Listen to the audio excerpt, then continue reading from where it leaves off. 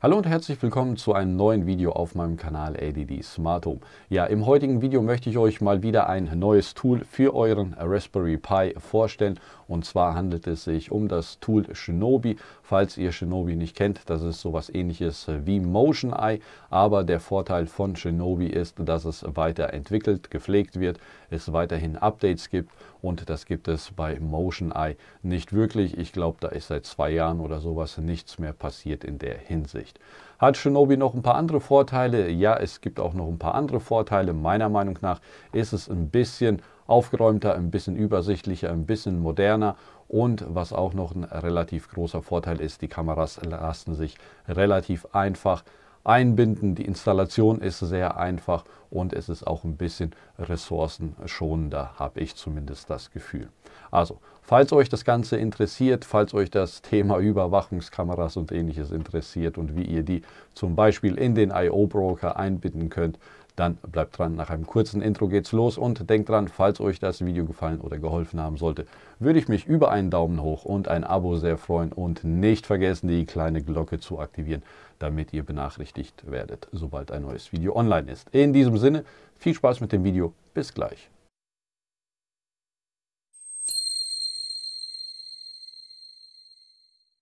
Schön, dass ihr dran geblieben seid. Ja, ich bin vor kurzem von MotionEye auf Shinobi umgestiegen und dachte, ich stelle euch Shinobi auch mal vor, falls ihr es noch nicht kennen solltet.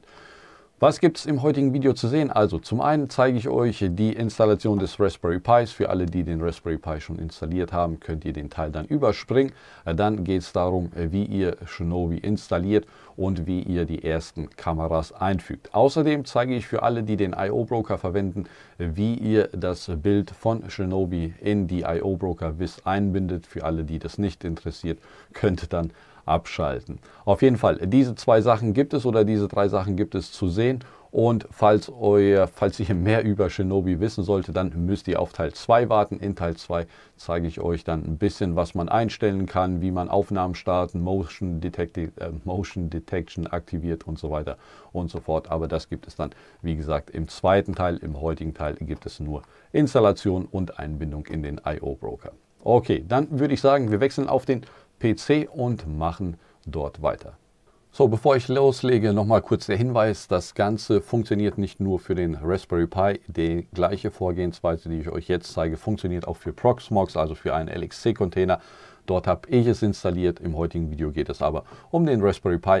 Deswegen starten wir zuerst mal mit der Installation des Raspberry Pis für all diejenigen, die das halt noch nicht in Betrieb haben. So, um Shinobi auf einem Raspberry Pi installieren zu können, brauchen wir zuerst mal den Raspberry Pi Imager.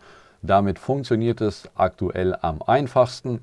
Und was wir noch benötigen, ist das Tool PuTTY, um uns dann später auf den Raspberry Pi schalten zu können. Ihr könnt natürlich auch die Windows-Bordmittel benutzen oder Alternative halt für den Mac ein Tool, aber ich zeige es euch in diesem Video mit PuTTY und mit dem Raspberry Pi Imager. Das bedeutet, als erstes müsst ihr hier den Raspberry Pi Imager runterladen, installieren. Das Ganze ist selbsterklärend.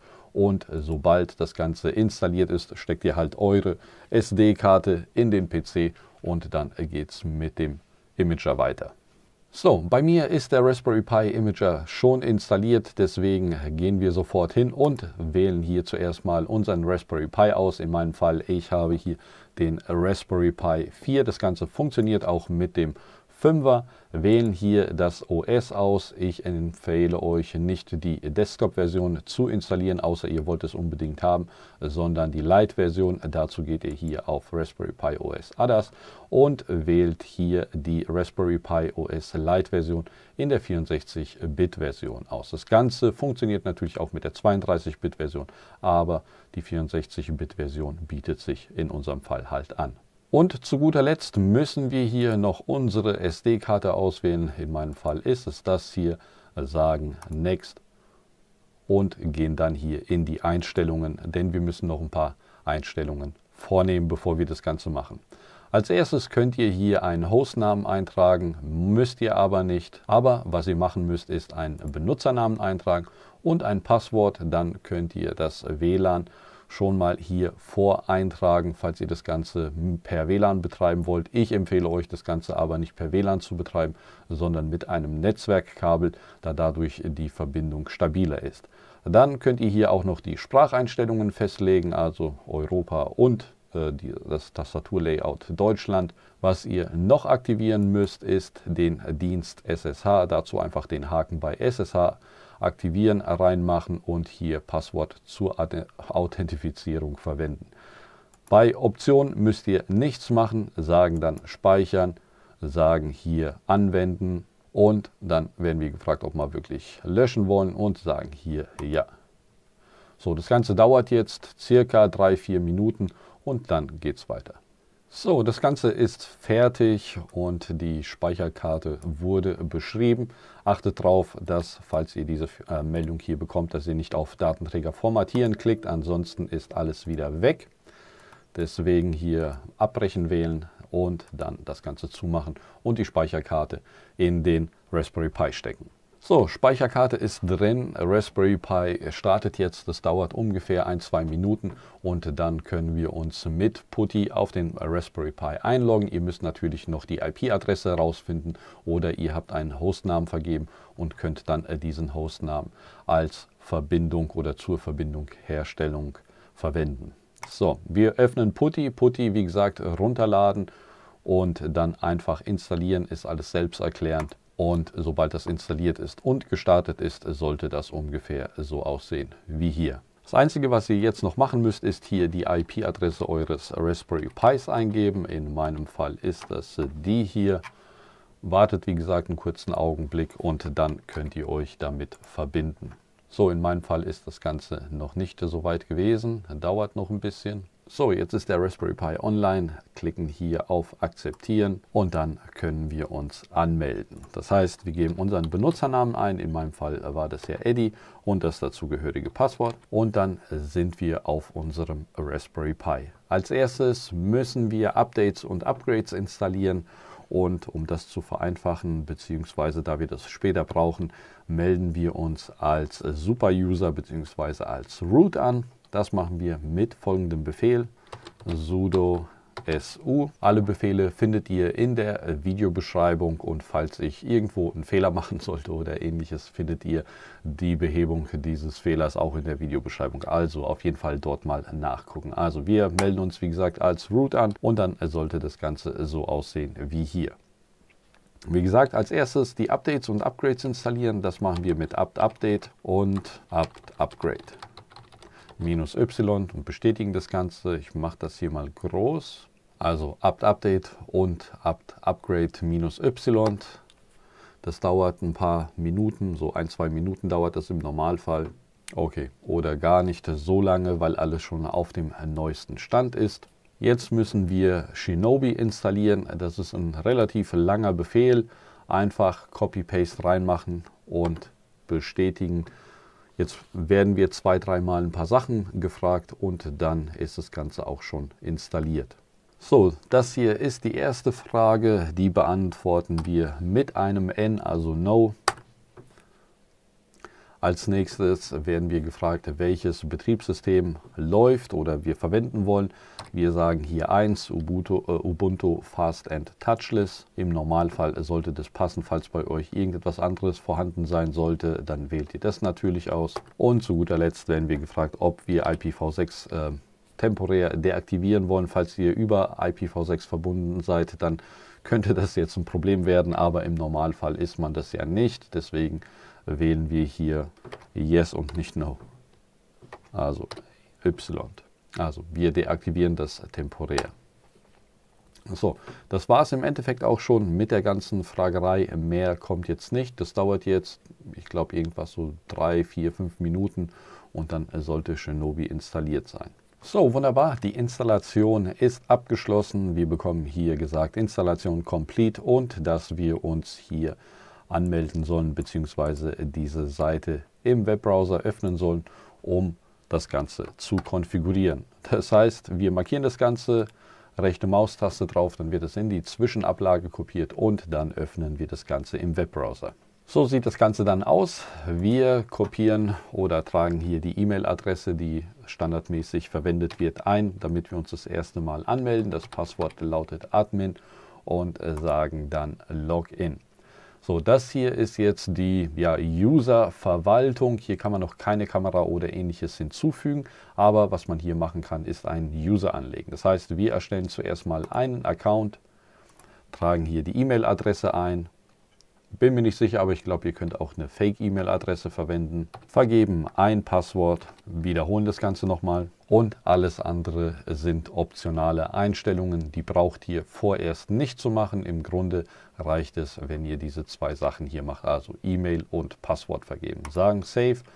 Dann wird der Account hinzugefügt. Dann gibt es hier noch ein paar andere Einstellungen, die man machen kann. Also hier bei Konfigurationen gibt es noch jede Menge anderer Sachen, die eingestellt werden können. Wie gesagt, ich würde euch empfehlen, zuerst mal die Finger davon zu lassen und einfach nur die Einstellungen zu machen, die ich euch gerade eben gezeigt habe. Hier unter Preference könnt ihr auch den Super-User schon mal abändern. Das heißt, ihr vergebt hier eine andere E-Mail-Adresse und ein anderes Passwort.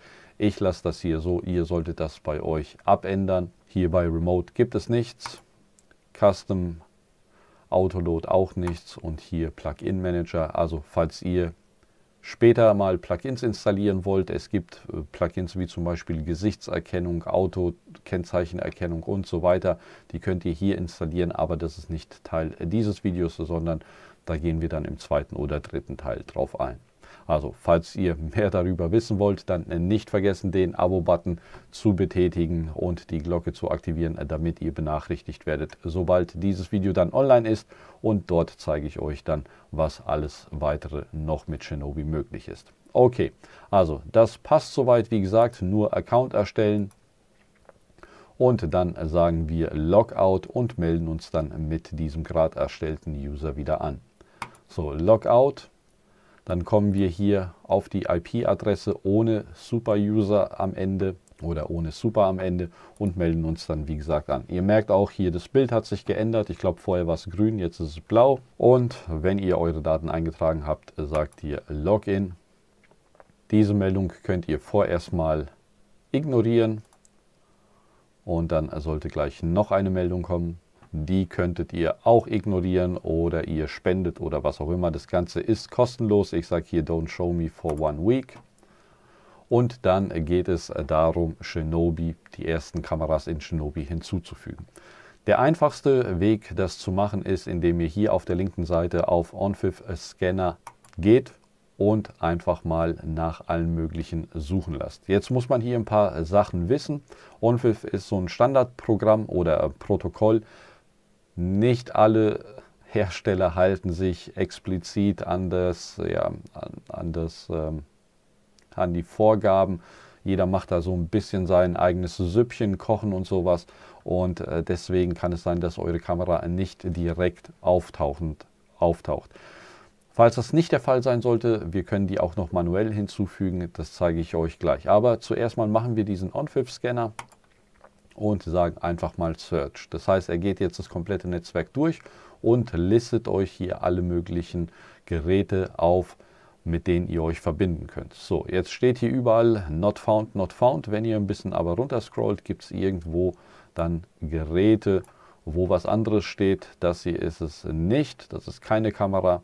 Aber hier steht zum Beispiel Found OnFIF auf Port 8000 und die IP-Adresse 71. Aber er kann sich nicht anmelden, weil wir ihm noch keine Anmeldedaten hinterlegt haben. Das gleiche sollte eigentlich noch einmal hier sein, denn es gibt noch eine zweite Kamera, aber die wird aus irgendeinem Grund jetzt gerade nicht aufgeführt. Das ist der typische Vorführeffekt, aber das spielt keine Rolle. Wir machen zuerst mal mit dieser Kamera hier weiter, also mit der 71. Um die hinzuzufügen, ist es am einfachsten, ihr vergebt hier schon mal das Passwort und den Usernamen, um auf die Kamera zuzugreifen. Dann passiert nämlich alles von selbst. Also in meinem Fall Passwort und Usernamen vergeben, sagen nochmal Search. und dann tauchen zwei Kameras auf, einmal die hier und einmal die hier. Hier ist noch kein Bild, aber nicht weiter schlimm. Wir klicken auf die erste Kamera drauf und im Grunde müssen wir hier gar nichts machen. Wir können das Ganze so lassen.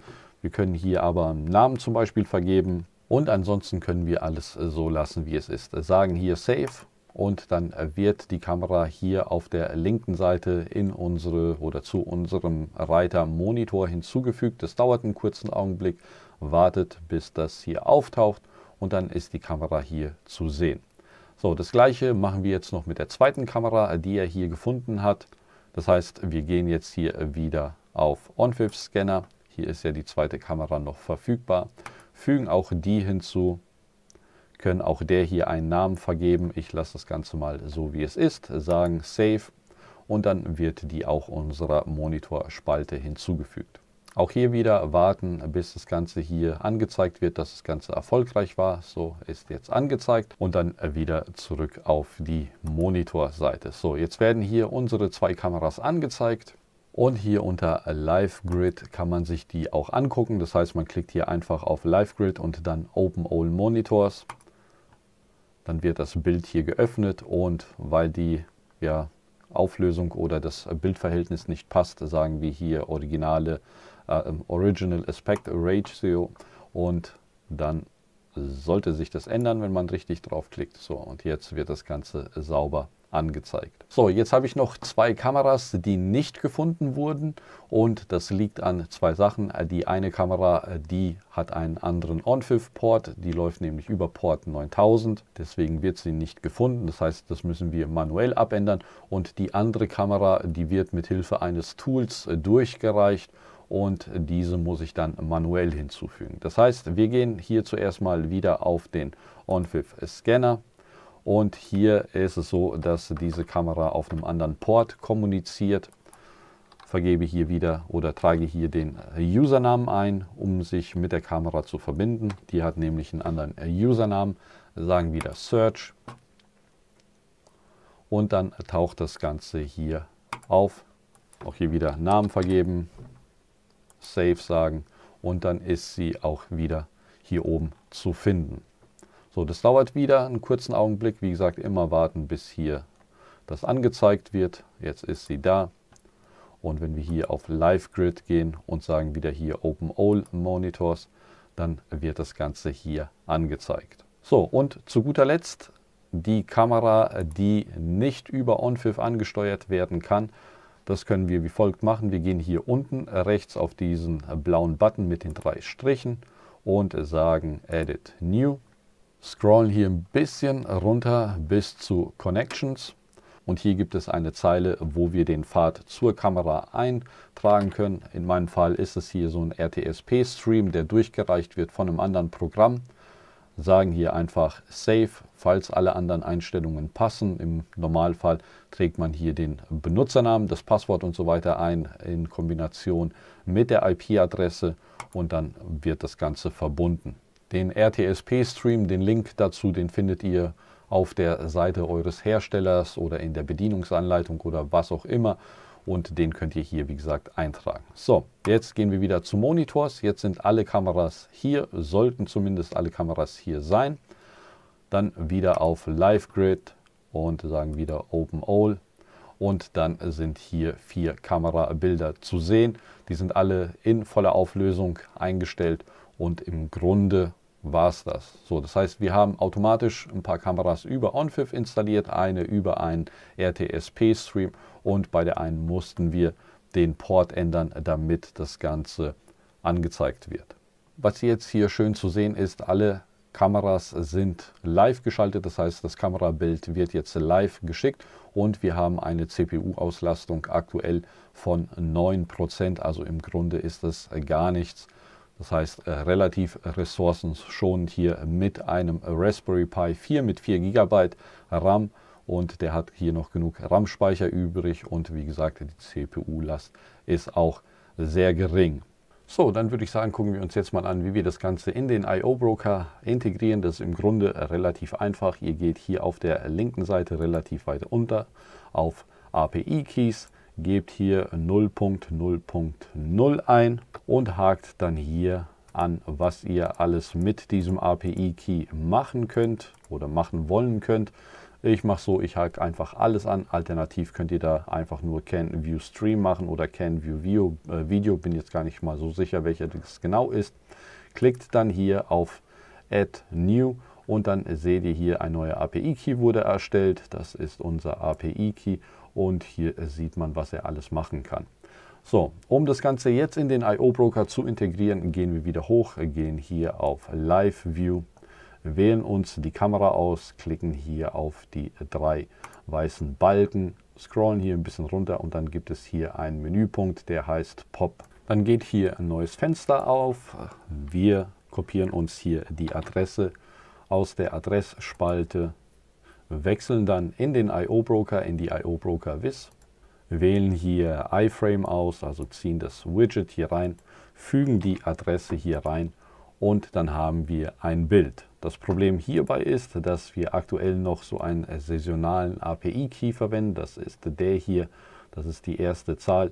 Die müssen wir entfernen und unseren API-Key, den wir gerade eben erstellt haben, hier einfügen. Das heißt, der Key, den wir hier verwendet haben, den nehmen wir, kopieren wir und fügen den hier ein. Falls ihr das nicht machen solltet und mit diesem saisonalen API-Key arbeitet, dann ist es so, dass sich das nach einer, ich weiß es nicht genau, nach 10, 20, 30 Minuten läuft der aus oder irgendwie sowas in der Art und dann habt ihr halt kein Bild mehr. Also ihr müsst auf jeden Fall euren eigenen API-Key hier in diese Adresszeile reinmachen, damit das Bild dauerhaft angezeigt wird. So, das soll es von mir an dieser Stelle gewesen sein. Falls sich irgendwo ein Fehler eingeschlichen haben sollte, guckt in die Videobeschreibung. Dort korrigiere ich mich, falls ich irgendwo was, wie gesagt, falsch gemacht habe. Ansonsten nicht vergessen, einen Daumen hoch und ein Abo dazulassen und nicht vergessen, die Glocke zu aktivieren, damit ihr benachrichtigt werdet, sobald der 2. oder 3. Teil online ist. Denn, wie gesagt, es gibt ja noch ein paar Einstellungen, die man machen kann, die man aktivieren kann, optimieren kann und sowas. Und das wird dann im 2. und 3. Teil gezeigt. In diesem Sinne, bis zum nächsten Mal, macht's gut und viel Spaß mit Shinobi.